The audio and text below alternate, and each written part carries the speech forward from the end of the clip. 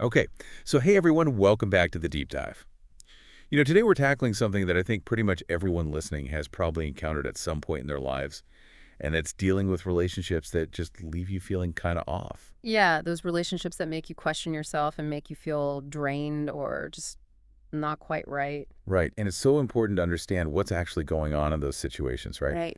So we can start to protect ourselves and actually do something about it. Absolutely. And that's what we're diving deep into today. Exactly. We're calling this our deep dive into toxic relationships because we want to give you like a real practical guide to not only spotting those red flags, but also figuring out how to navigate them. To do that, we've pulled some really interesting insights from this YouTube channel called Speak English with Class. They have a podcast called English Leap Podcast, and they recently did an episode all about overcoming toxic relationships. And it was hosted by these three people named Evan and Aaron and Lucy. Yeah, and they had some amazing points. We're going to be pulling out the most important stuff for you so you can walk away with like a clear understanding of the dynamics at play. And hopefully some actual strategies for dealing with these kinds of situations, because let's face it, they're pretty common. Oh, yeah, for sure. And, they started off in the original podcast with this analogy that really stuck with me. It was the idea of a hidden garden and a choking vine. Oh, I remember that one. Yeah, like you plant this little seed, right? You're so And excited for what it to grow into is, something beautiful. yeah. You give it all the care and attention it needs.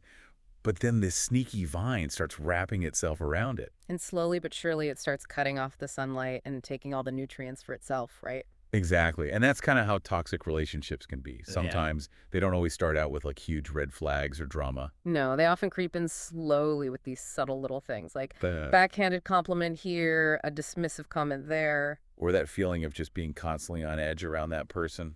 right? Like you can't quite put your finger on it, but something just feels off. Yeah. And over time, those little things can really start to add up, and you're left feeling drained and just not yourself. Absolutely, like that seedling being choked out by the vine. Which brings us to this saying they brought up in the podcast that I think is so important. It's better to be alone than in bad company.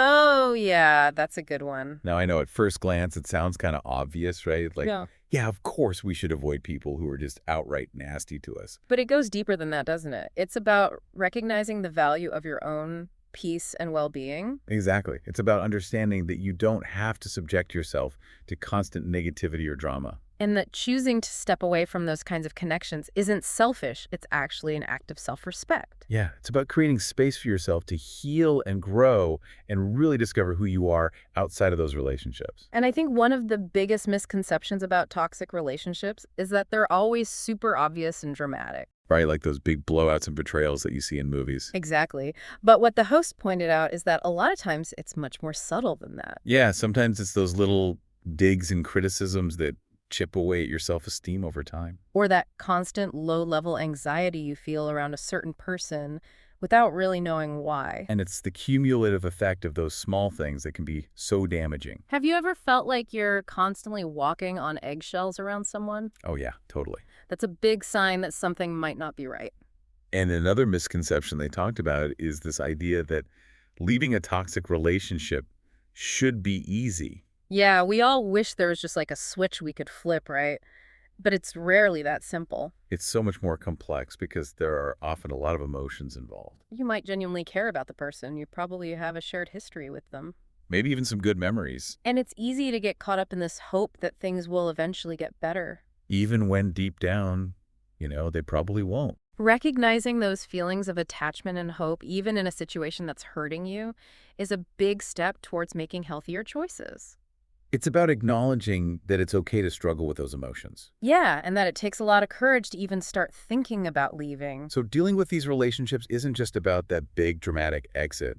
It's a process. A process that starts with paying attention to your own feelings and acknowledging when something feels wrong. Exactly. They mentioned some key red flags to look out for, like a consistent lack of safety. And that's not just physical safety, right? It's emotional safety, too. Feeling safe to express yourself without fear of judgment or criticism. And feeling respected and valued for who you are. If those things are consistently missing in a relationship, it's a sign that something needs to change.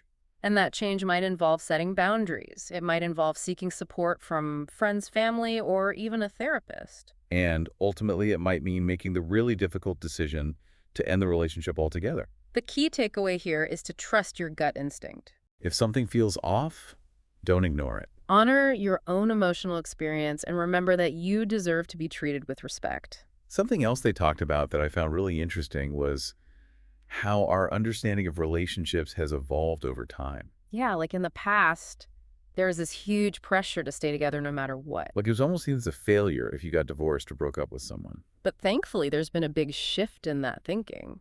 Now there's a growing understanding that love shouldn't be painful. And that respect is a fundamental right in any relationship.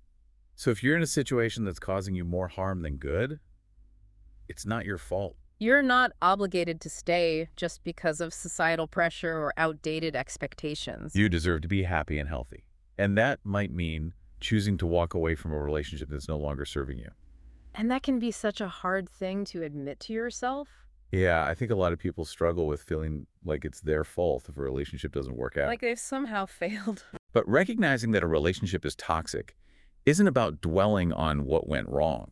It's about acknowledging your own worth and understanding that you deserve better. It's about choosing to prioritize your own well-being and making space for those positive qualities within yourself to shine through. They use this beautiful analogy in the podcast that said that leaving a toxic situation can feel like stepping into sunlight after a long shadow. Oh, I love that. It's such a hopeful image, right? Yeah, it captures that feeling of relief and renewal that can come from finally freeing yourself from that negativity. And it reminds us that even though the process of leaving can be tough, the long-term benefits are so worth it.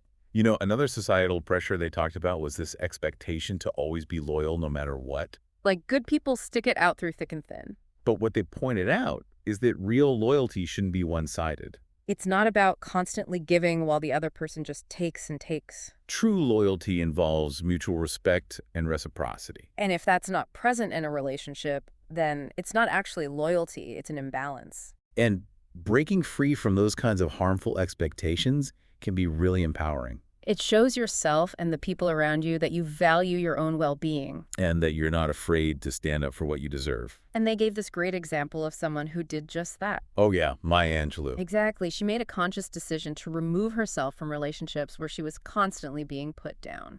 And she went on to live this amazing life full of purpose and creativity. It just shows that even people we admire have faced these same challenges. And that choosing to walk away can actually open up so many new possibilities. It's important to remember, too, that toxic relationships can take many different forms. It's not just romantic partners, right? Absolutely. It can be friends, family members, even coworkers. Anyone who consistently makes you feel disrespected or devalued. And the key is to remember that no matter what form it takes, you deserve to feel safe and seen in your relationships. And you have the right to speak up, set boundaries, and even walk away if necessary. To protect your own heart and mind. So going back to that saying, it's better to be alone than in bad company. It's not just about avoiding negativity, it's about valuing your own inner peace and self-worth. It's about choosing to surround yourself with people who lift you up and support you. And recognizing that it's okay to be alone sometimes. In fact, it can be really beneficial. It gives you time to reconnect with yourself and figure out what truly matters to you.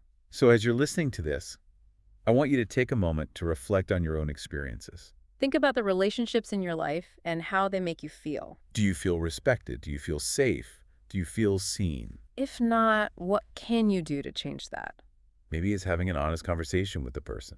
Maybe it's setting some firm boundaries. Or maybe it's time to walk away.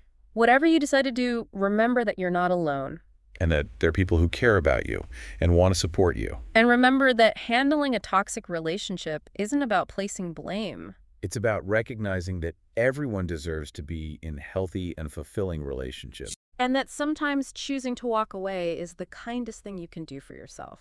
It's about prioritizing your own well-being and creating space for growth and healing. So let's go back to that garden analogy one last time. Remember that choking vine. By removing that vine, you're creating space for your own inner garden to flourish. You're allowing yourself to grow and bloom and reach your full potential. Trust yourself. You have the right to find peace and happiness. And you deserve to be surrounded by people who support and nurture your growth.